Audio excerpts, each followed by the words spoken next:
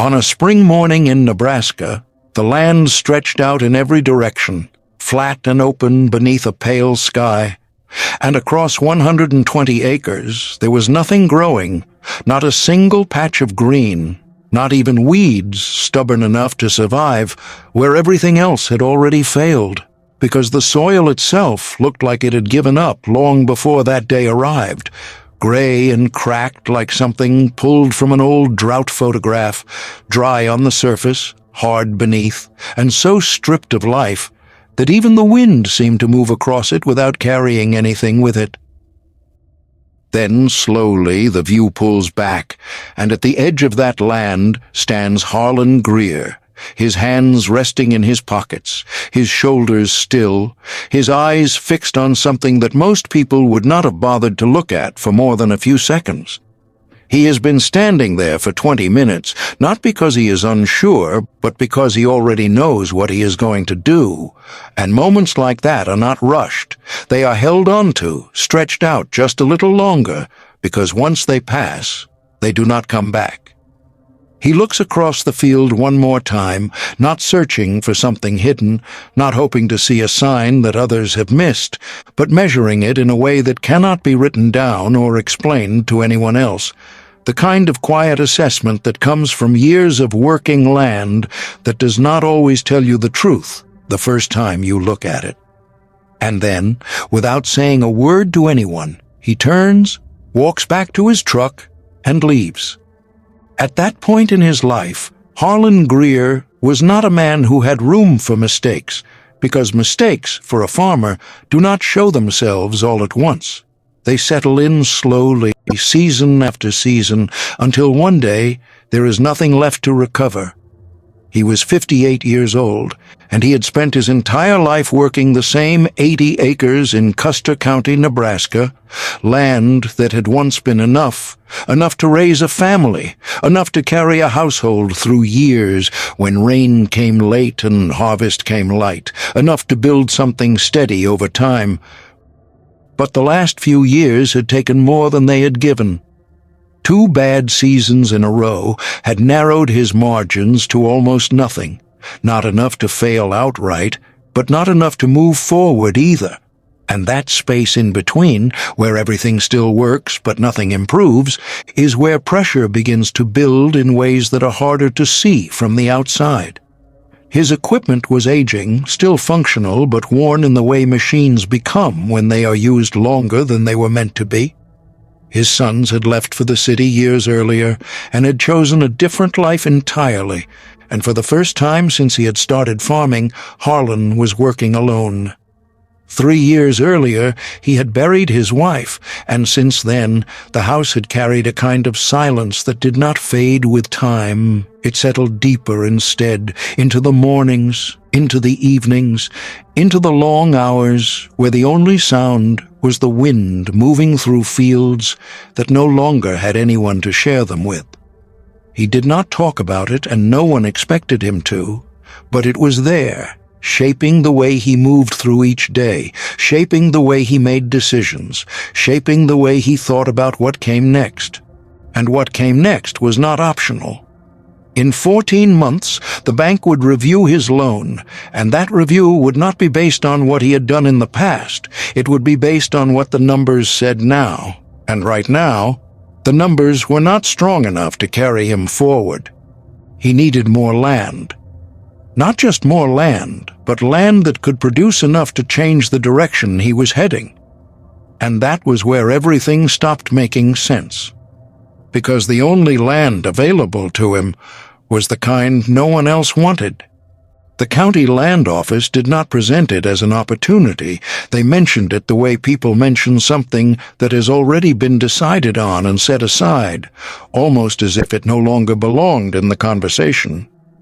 "There's that piece out west," the clerk had said, flipping through a folder without much interest. "Been sitting there since '63. Nobody's touched it. You can have all of it for $600 if you really want it." $600, not per acre, for all 120 acres. Land that had been tested, reviewed, and written off more than once. Land that had not produced anything meaningful in over a decade. Land that the last owner had walked away from without ever coming back. Most men would have ignored it. Some would have laughed. Harlan drove out to see it. He had walked it slowly, step by step, not just looking at the surface, but feeling the ground beneath his boots, stopping once near the center, kneeling down and picking up a handful of soil that did not hold together, letting it fall back through his fingers as the wind carried the smallest pieces away before they even reached the ground again. It looked dead. It felt dead. And everything anyone had ever said about it supported that conclusion. The county extension agent had tested it twice over the years, and both times the results had been the same: low nitrogen, poor structure, almost no organic matter, no ability to retain moisture, no reason to invest in recovery when better land existed elsewhere.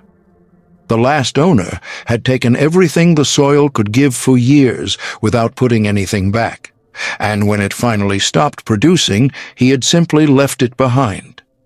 For 11 years it had sat there untouched, waiting for no one.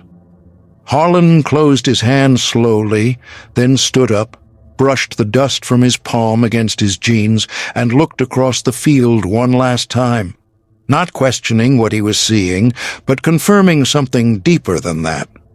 Then he turned, walked back to his truck, and drove away. An hour later, he stood at the counter of the county land office again, the same clerk looking up at him with mild surprise. "You go take a look at it?" the man asked. Harlan nodded once. "And?" There was a brief pause, the kind that sits quietly between question and decision, where something small is about to become permanent. Harlan reached into his jacket, pulled out his checkbook, and placed it on the counter. "I'll take it," he said. The clerk stared at him for a moment longer than expected, not out of disbelief alone, but out of something closer to concern. "You sure about that?" he asked. Harlan did not explain himself. He did not justify the decision. He simply wrote the check. $600 for 120 acres of land that no one else in the county believed had any future at all. What he did not need to be told, what he already understood without anyone saying it out loud, was that in a place like Custer County, decisions like that did not stay private for long, because land was not just land there, it was reputation, it was judgment. It was the kind of thing people talked about in places where conversations did not move quickly but stayed long enough to shape opinions. By the end of the week, everyone knew, and they all thought the same thing. Harlan Greer had made a mistake. What none of them understood yet was that Harlan had not bought that land for what it was.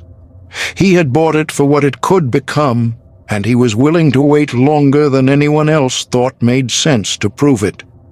By the end of that week, the story had already settled into the county, not loudly, not all at once, but in the way things spread in places where people pay attention to each other, where land decisions are not private, and where one man's move becomes everyone else's conversation.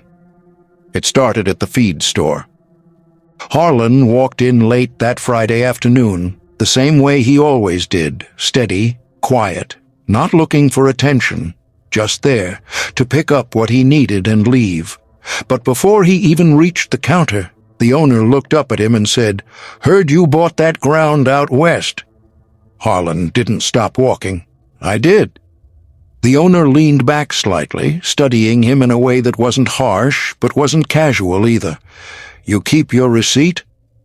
There was a small laugh behind the words, not cruel, not loud, but enough to make the men standing nearby glance over. Harlan set his items on the counter. "No." The owner nodded slowly, like that answer confirmed something, might have been worth keeping. Harlan didn't respond. He paid, picked up his supplies, and left the same way he came in. Nothing else was said, but it didn't need to be. The next morning, the conversation had moved. At the diner, 2 tables over from where Harlan sat with his coffee, 2 farmers talked about the land without lowering their voices, not because they were trying to be heard, but because in their minds there was nothing private about it. "That ground's been dead since before I started farming," one of them said, cutting into his breakfast without looking up. "Everyone knows that," the other replied. "Extension agent tested it twice. Nothing there." There was a pause. Then the first man added, "Man goes and buys it anyway." The second one shook his head slowly. "Grief does things to people." They didn't look at Harlan. They didn't need to. Harlan sat there, his hand wrapped around the coffee cup, listening without reacting, not because he didn't hear them, but because he had already heard it in other forms, in other voices, in other places, and he knew there would be more. He finished his coffee, stood up, paid, and walked out. By Monday it had reached the bank. The call came mid-morning, direct and formal, the kind of call that doesn't leave room for delay. "Mr. Greer, we need you to come in." Harlan arrived 20 minutes later. The bank manager didn't waste time. "I want to understand something," he said, hands folded on the desk, his tone measured, controlled, but firm. "You've purchased 120 acres of land that has not produced in over a decade, and you've done that 14 months before your loan review." Harlan stood there listening. The manager continued, "Do you understand how that looks on paper?" "Yes," Harlan said. The manager leaned forward slightly. "Then help me understand why you did it." There was no anger in his voice, no accusation, just concern shaped into questions, the kind that come from someone who believes they are watching a mistake unfold in real time. Harlan didn't rush his answer. "I needed more land," he said. The manager held his gaze. "Not that land." "It was the land available." The manager sat back slowly, exhaling through his nose. "Mr. Greer, I've seen that field. Everyone in this county has seen that field. There's a reason it's been sitting there for 11 years. Harlan said nothing. The manager softened slightly, but not enough to change the meaning of what he was saying. "You're close to your review window. This isn't the time to take risks like this." Harlan nodded once. Then he turned and walked out. The manager watched him go, not shaking his head, not frustrated, just quiet in the way people get when they believe something has already gone too far. By the middle of the week, it had reached church, not in a loud way, not in a way that anyone would call gossip, but in small conversations, quiet looks, and the kind of concern that feels heavier than criticism because it comes from people who believe they are trying to help. After the service, as people gathered outside in small groups, one of the neighbors' wives walked up to Harlan, her expression gentle, careful, like she was stepping into something fragile. "Harlan," she said softly. He turned to her. "I heard about the land," she continued, her voice low enough that no one else would hear. "And I just wanted to ask, are you all right?" There was no judgment in the question. That was what made it harder. "We've all been worried about you," she added, "since, you know." She didn't finish the sentence. She didn't need to. "Sometimes after something like that," she said carefully, "it can affect the way a person sees things." Harlan looked at her, not offended, not defensive, just steady. "I'm all right," he said. She searched his face for a moment longer, as if trying to find something that would confirm it. Then she nodded slowly. "All right." She gave a small smile and stepped back. Harlan stood there for a moment, then turned and walked toward his truck. None of these moments were loud. None of them were cruel. But together they formed something heavier than either of those things. Because this wasn't one person doubting him. It was everyone. And not because they wanted to bring him down. but because they believed with complete certainty that what he had done could not work. That kind of doubt doesn't attack. It surrounds. Harlan didn't argue with any of them. He didn't defend his decision. He didn't try to explain what he saw in that land. Because explaining something like that requires more than words. It requires time, and time was the one thing no one else in that county believed he had. So instead of talking, he went back to the field, and he started working. Before we go further, there is something important here, because stories like this don't start with success. They start with a decision that looks wrong to everyone else, and most people never stay long enough to see how it ends.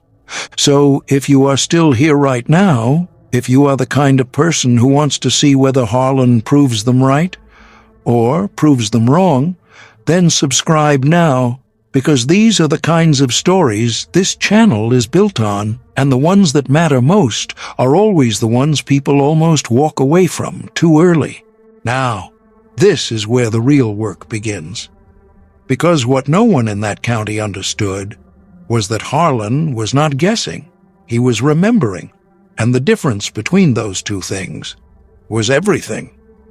Harlan did not explain himself to anyone, not at the feed store, not at the bank, and not even to the people who had known him his entire life, because the truth was that the kind of decision he had made was not something that could be explained in a short conversation. It was something that had been forming in him for years, long before that land out west had ever been offered for sale. It started with his father. Harlan had grown up on land that did not always behave the way people expected it to. Land that could give 1 year and take the next. Land that forced a man to pay attention if he wanted to survive on it. And his father was the kind of man who paid attention to everything, even the things most people ignored.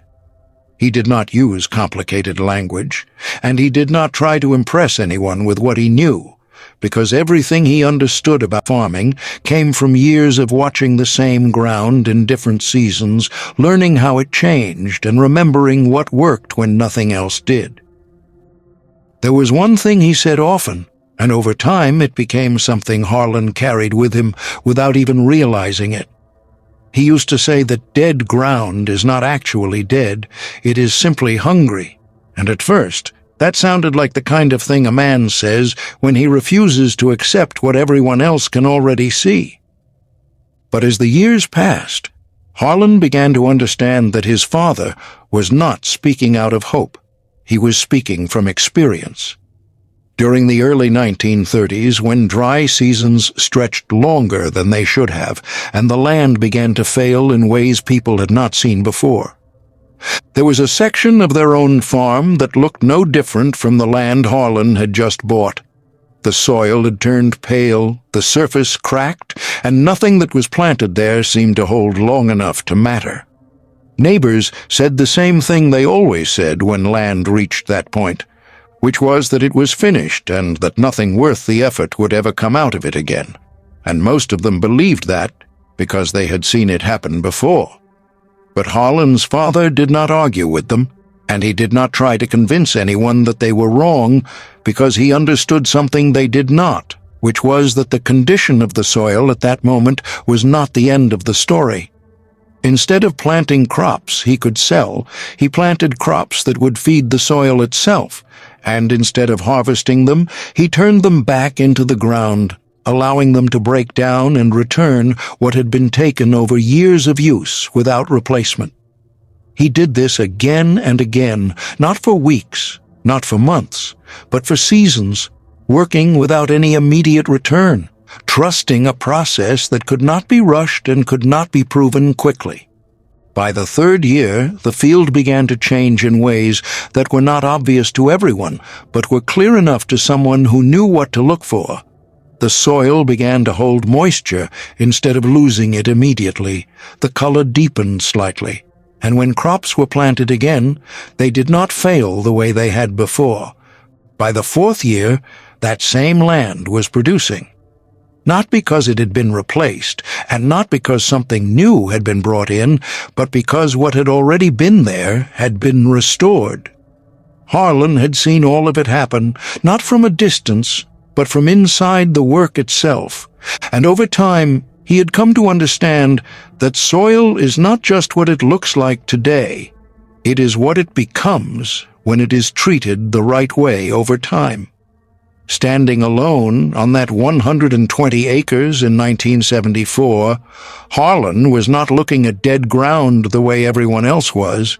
He was looking at something that had been emptied and left alone, something that still had structure beneath the surface, something that could hold again if it was given what it had been missing.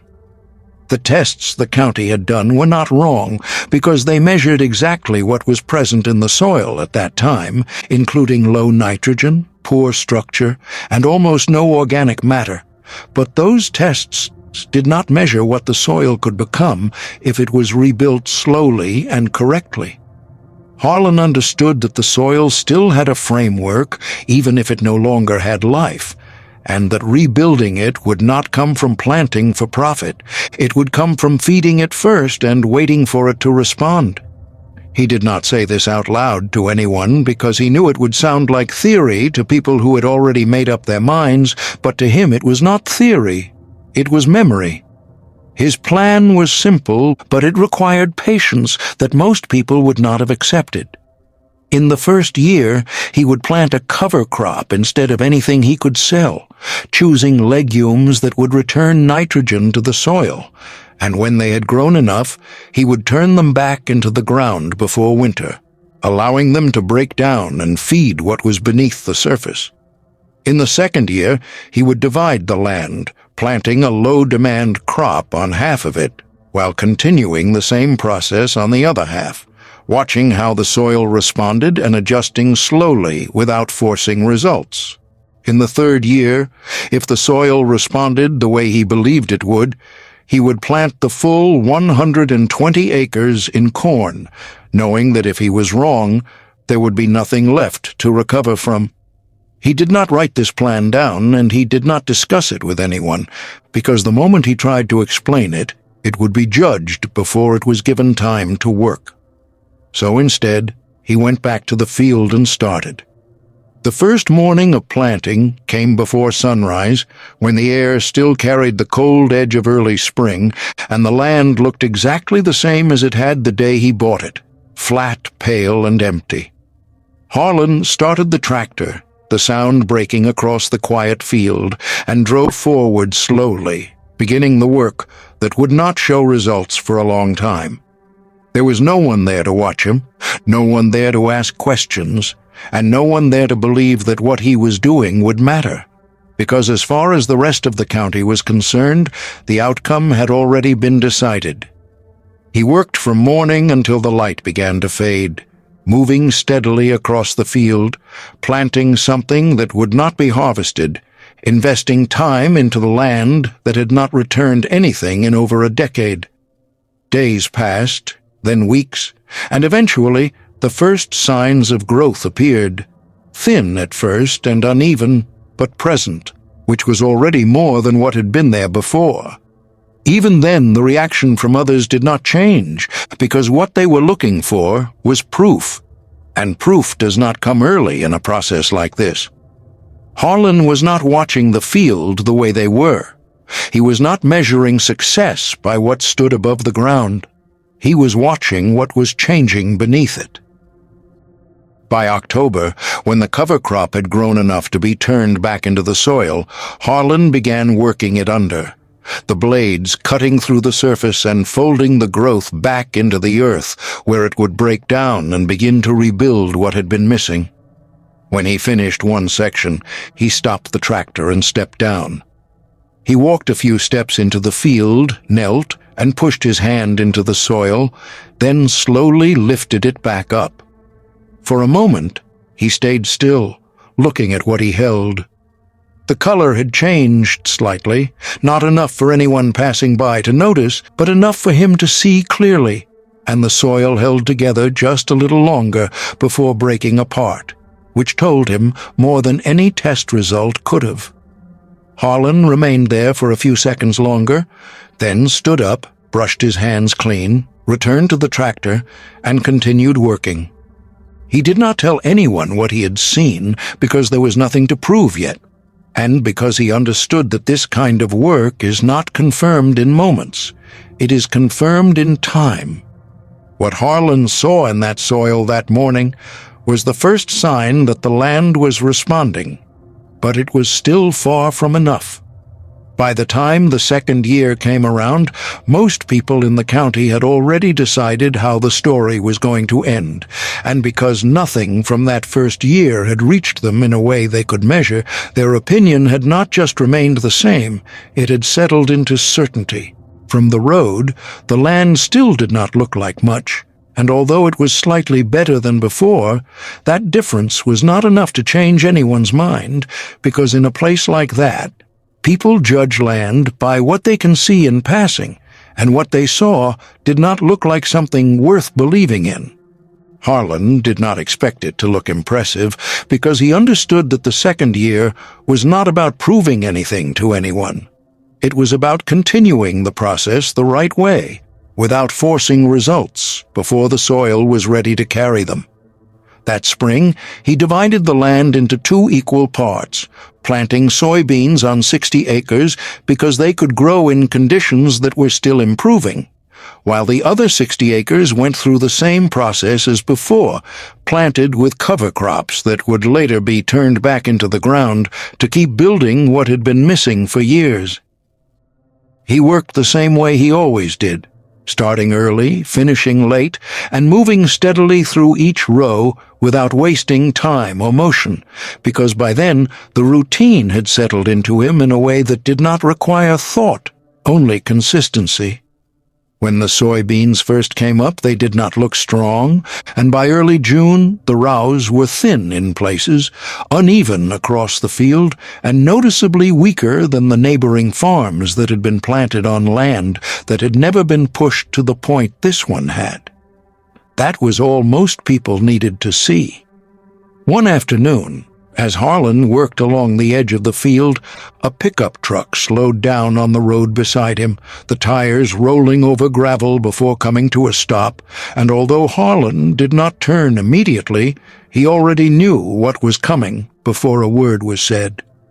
The window came down, and a familiar voice called out that it did not look too good, speaking in the casual tone people use when they believe they are simply stating something obvious. Harlan kept his hands on the wheel for a moment longer, then lifted one hand in a small wave without turning his head, and the man sat there briefly, as if expecting something more, before shifting the truck back into gear and driving away. That moment did not stand alone, because there were others that followed in the same quiet pattern, with men slowing down but not stopping, or stopping without saying much or saying nothing at all, while watching long enough to make their opinion clear. From where they stood, the pattern had not changed.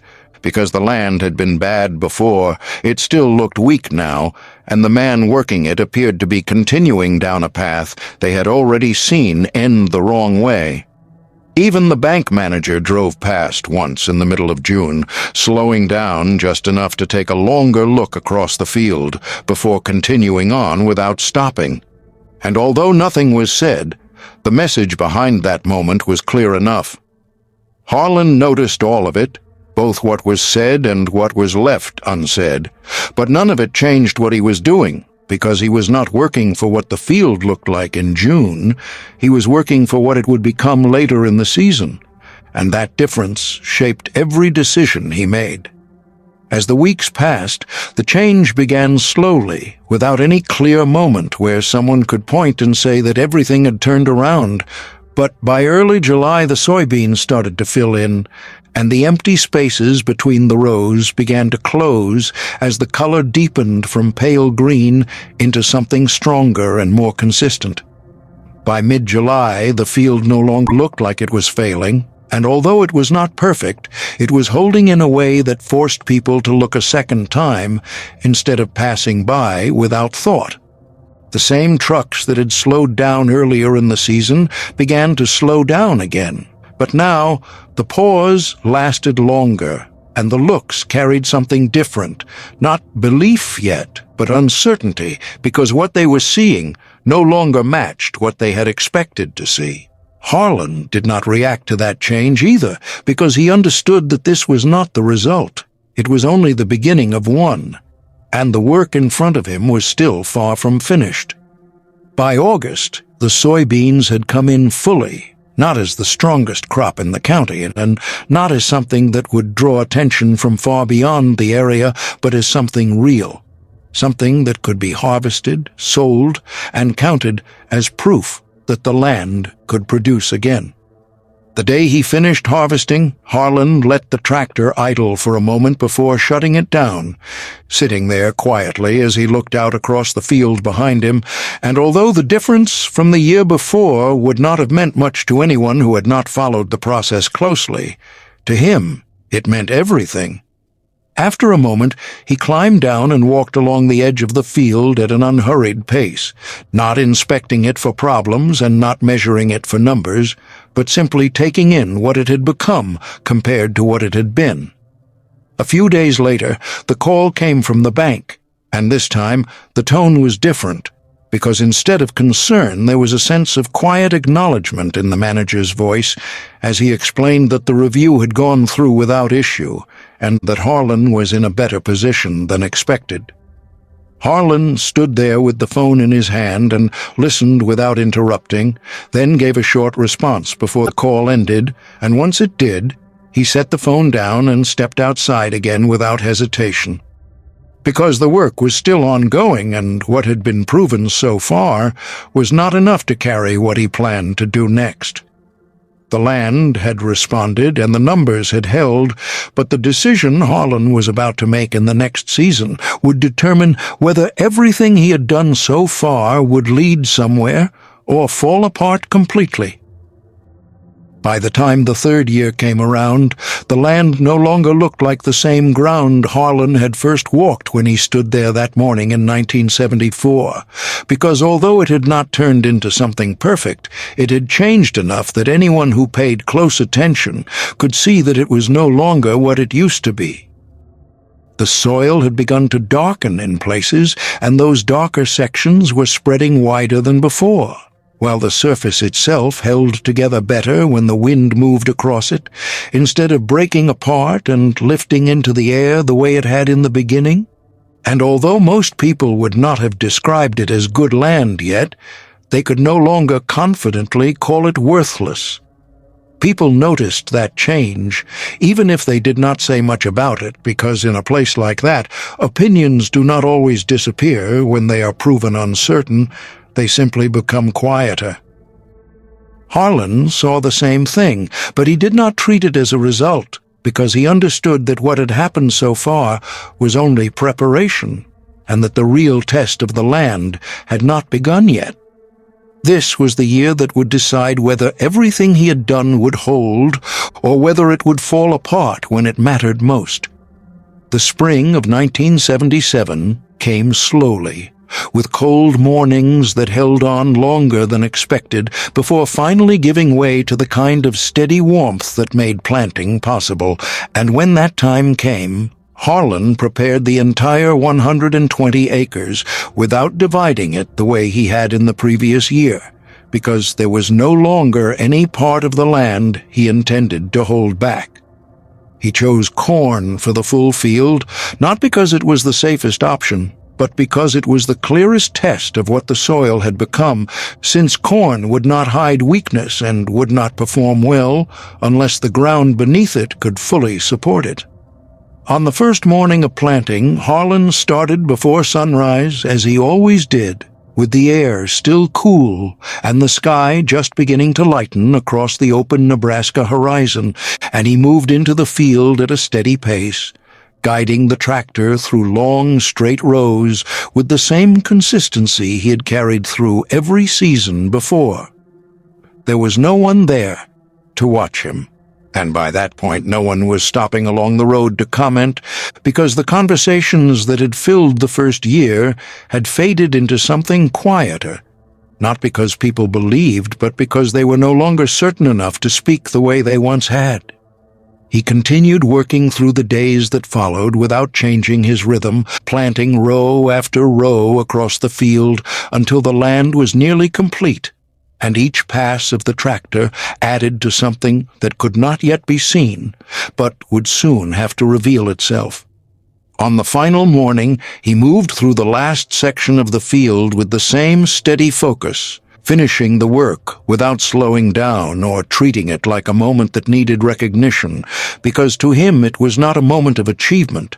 It was simply the point where the work he could control came to an end. When the last row was planted, he brought the tractor to a stop and let the engine idle beneath him as he looked out across the full 120 acres, now planted from one end to the other. And for the first time in the entire process, there was nothing left for him to adjust, change, or improve before the outcome would begin to show itself. He sat there for a while, not thinking about what anyone in the county had said, and not thinking about whether they would be proven right or wrong, but thinking about the path that had brought him to that point, and about the people who had shaped the way he understood the land. He thought about his father, not as a distant memory, but as a steady presence in the decisions he had made over the past 3 years, because the understanding he was relying on had not come from books or advice. It had come from watching and learning over time in a way that does not leave a person once it is fully understood. He remembered the field from his childhood that had once looked just as empty and just as finished as the one he had bought, and he remembered how it had changed slowly, season by season, not because anyone forced it to produce, but because it had been given what it needed and allowed the time to respond. Then his thoughts shifted, as they often did when he reached a quiet moment like this, to his wife, and to the years they had worked that farm together, sharing the same routines, the same responsibilities, and the same understanding of what it meant to build something slowly without expecting immediate results. The farm had changed since she was gone, not in the way it functioned, but in the way it felt, and the silence that had followed her absence had settled into the work in a way that made moments like this carry more weight than they once had. After a while, Harlan reached forward and shut the tractor off, then climbed down and stood for a moment beside it, looking out across the field one more time without walking into it, because he already knew there was nothing left to check. He had done everything the right way, and from that point on, the result would no longer depend on what he did next. He got back onto the tractor, started it again, and drove home. From that moment forward, the outcome belonged to time. Over the next few months, the land would answer a question that everyone in that county had already formed an opinion about, and when it did, the answer would not be quiet, and it would not be something anyone could ignore. The first signs came quietly, not in a way that made people stop their trucks right away, and not in a way that announced anything had changed, but in small differences that only stood out to someone who had seen that land the way it used to be. By early June, the corn had come up evenly across most of the field, and although that alone was not unusual, the consistency of it began to raise questions, because land that had been written off for over a decade was not supposed to respond that way, even after 2 years of work. Harlan noticed it, but he did not treat it as proof, because he understood that early growth does not guarantee anything, and that crops can look strong in June and still fail before the season is over. So he kept working the same way he always had, moving through his days without changing his pace, without watching the field more than necessary, and without allowing himself to decide too early what the outcome would be. By late June, the difference became harder to ignore. The corn was holding. Not just in patches and not just in the sections that had responded best in previous years, but across most of the 120 acres. And that kind of consistency was not something people in that county were used to seeing from that land. The first truck slowed down just after sunrise one morning, rolling along the gravel road that bordered the field before coming to a stop where the driver could get a longer look without stepping out. The engine stayed running. The man inside did not say anything. He just sat there looking across the rows, as if trying to match what he was seeing with what he already believed to be true. After a moment, he drove off. That was how it started. More trucks began to slow down over the next few days, and some of them stopped longer than before, while others came back more than once. Not because anyone was ready to say they had been wrong, but because something about the field did not match the story they had already accepted. By early July, the difference was no longer something that required explanation. The corn stood taller than it should have for ground that had been called dead, and the color held strong across the field instead of fading in the weaker sections, while the rows filled in with a consistency that made it difficult to point to any part of the land and say that it had not responded. The county extension agent drove out that week. He did not come as part of a scheduled visit, and he did not bring anyone with him, because this was not something he had expected to see, and he wanted to understand it before speaking about it to anyone else. He parked along the edge of the field and stepped out, closing the door slowly behind him as he looked across the rows. For a moment, he stayed where he was. Then he walked in. He moved through the field at a steady pace, stopping occasionally to look more closely at the plants, running his hand along the leaves, pressing his boot into the soil as if checking something that could not be seen from above. He did not rush, he did not speak, and he stayed there longer than most people would have. When he finally walked back toward the road, Harlan was standing near the edge of the field, waiting without calling out or stepping forward. The agent stopped a few feet from him. "What did you do?" he asked. There was no accusation in his voice, only curiosity. Harlan answered the same way he always did, simply and without trying to make it sound like more than it was. He explained the process, the same one he had followed from the beginning, planting to feed the soil, turning it back, giving it time, and not expecting anything from it, until it was ready to give something back. The agent listened without interrupting. Then he took out a small notebook and wrote something down. He did not argue. He did not question it. But the way he stood there, and the way he looked back at the field one more time before leaving, made it clear that what he had just seen did not match what he had expected when he first tested that land years earlier. By the end of July, the field stood out.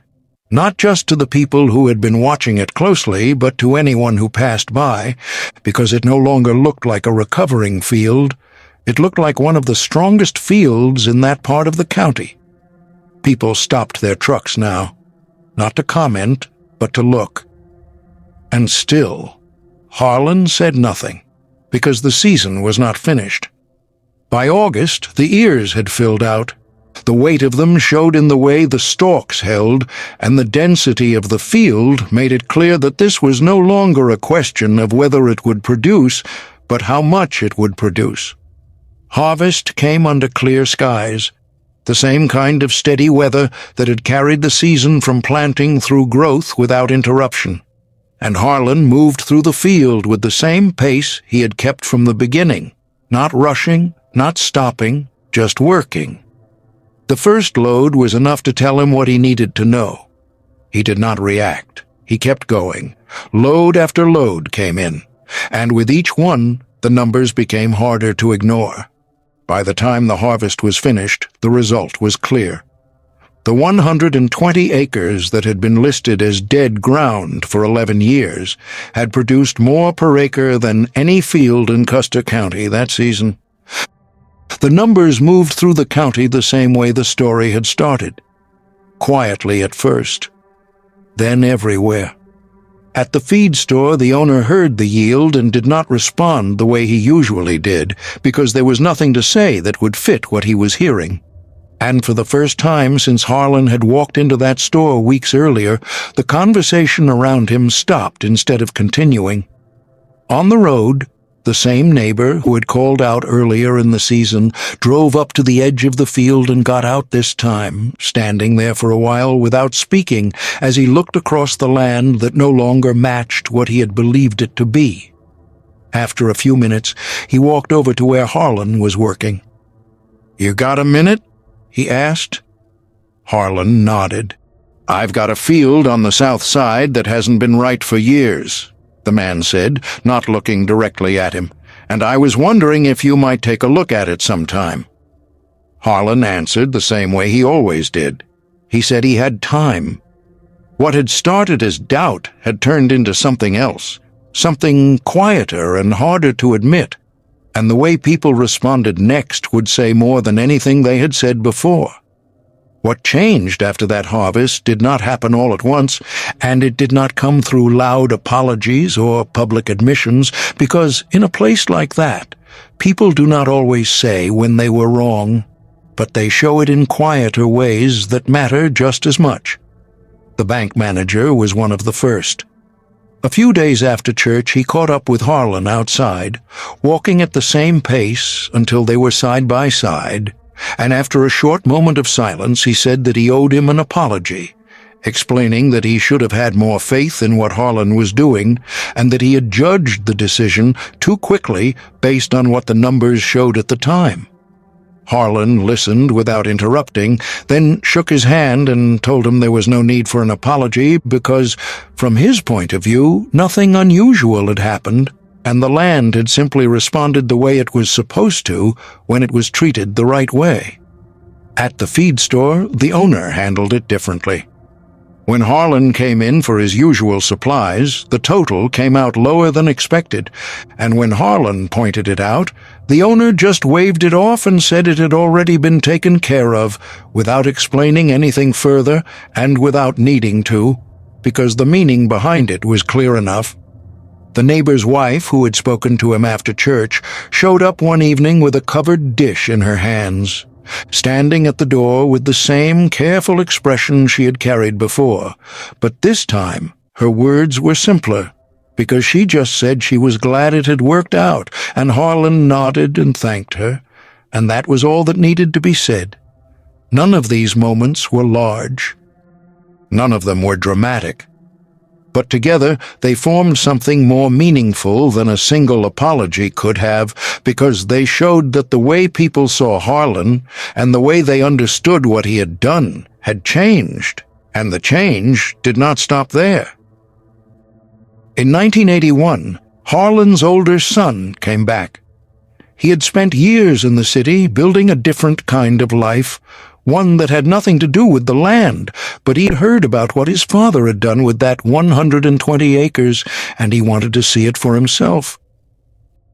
He arrived without much notice, stepping out of his car and standing at the edge of the field in the same way Harlan had years earlier, looking across land that now held a depth of color and strength that could not be mistaken for anything else. He walked it slowly, taking his time, not speaking, just observing, the same way his father had always done. When he came inside later that day, he sat at the kitchen table across from Harlan and said that he wanted to learn. Harlan poured 2 cups of coffee and sat down. He did not give a speech. He did not explain everything all at once. He started with the same thing his father had told him. Dead ground is not dead. It is just hungry. By 1985, both of his sons were back on the farm. What had once been 80 acres had grown to 340, and the land that had been dismissed years earlier had become part of something larger than what anyone in that county had expected. Some of the same farms that had been certain Harlan had made a mistake in 1974 were no longer in the same hands, and over time Harlan purchased 2 of them, expanding what he had built without ever changing the way he worked. He continued farming the same way he always had, not rushing, not forcing results, and not chasing what others were doing, because the method that had worked once was not something he felt the need to replace. He farmed until he was 79 years old. In 1995, he passed away at home. He left behind land that was stronger than when he found it, a farm that carried no debt, and a way of working that had been proven not through words, but through time. The 120 acres he bought for $600 was later valued at $340,000. But the value of it was never just in the number, it was in what it proved. Because the people who doubted him were not wrong about what they saw in the beginning, and they were not foolish for believing that the land was finished, because by every visible measure it looked exactly that way. The soil was depleted. The numbers did not make sense. And based on everything they knew, the decision he made should not have worked. But what they could not measure was what Harlan understood. They could not measure what he remembered. And they could not measure how long he was willing to wait. Because land, like anything else that has been worn down over time, does not respond to force or speed. It responds to patience. It responds to being given what it needs, even when there is no immediate return. And it responds to the kind of knowledge that is built slowly, passed down, and held on to long enough to matter when it is needed most. Harlan did not buy dead ground. He bought time, and he knew exactly what to do with it. Somewhere in Nebraska, there is still land that looks the way that field once looked, and there are still people who drive past it without stopping, already certain about what it is and what it will never become. And every now and then, there is someone who stops. If you have stayed with this story all the way to the end, then you understand something most people miss. Because moments like this are easy to walk away from early, but the truth only shows itself to the people who stay long enough to see it through. So if this kind of story means something to you, take a second to do something that doesn't cost anything and subscribe, because this channel is built for people who don't rush past the ending.